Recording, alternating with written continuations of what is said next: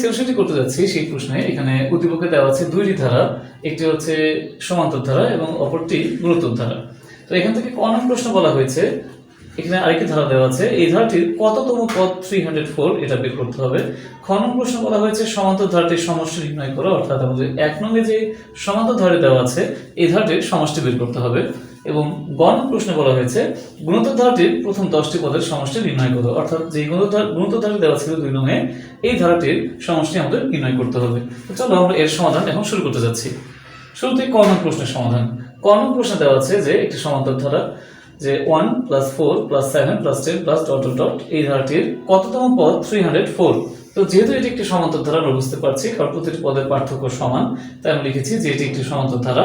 তো এই ধারাটির প্রথম পদ অর্থাৎ a এর মান 1, প্রথম পদকে a দ্বারা প্রকাশ করা হয় আর সাধারণ অন্তরকে d দ্বারা প্রকাশ করা হয়। তো d এর মান আমরা বের করি সাধারণত দ্বিতীয় পদ থেকে প্রথম পদ বিয়োগ করে, অর্থাৎ 4 - 1, তো আমরা পেয়েছি 3 d এর মান।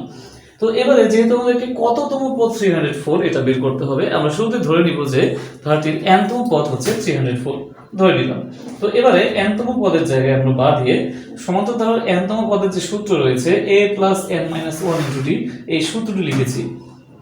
এরপরে আমরা যেহেতু এই ধারাটি থেকে a এর মান এবং d এর মান বের করেছিলাম, এই মান দুটো এখানে ব্যবহার করেছি, a এর মান এবং d এর মান বসানোর পর আমরা 3 দিয়ে এখানে গুণ করেছি। গুণ করার পর এখানে 1 - 3 বিয়োগ করলে -2 পাই, সেই -2 এর পাশে গিয়ে +2 হবে, অর্থাৎ 306 3n এর মান। তাহলে আমরা এখান থেকে n এর মান পাচ্ছি 306 কে 3 দ্বারা ভাগ, তাহলে আমরা 102 পাই। তার মানে যেহেতু n এর মান 102 পেয়েছি, তার মানে আমরা বলতে পারি যে আমাদের ক নং প্রশ্নে যে ধারাটি দেওয়া আছে এই ধারাটির 102তম পদ হবে 304। এই হচ্ছে ক নং এর সমাধান।